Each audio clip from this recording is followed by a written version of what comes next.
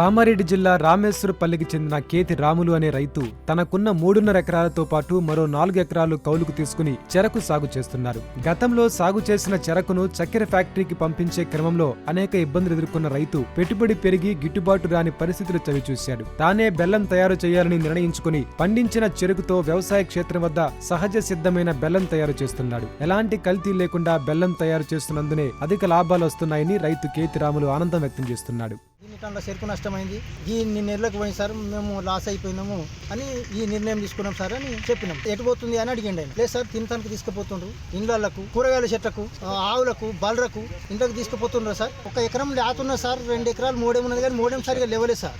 అట్లా జర ఇక ఈ మోడెంలో బెల్లం తక్కువనే.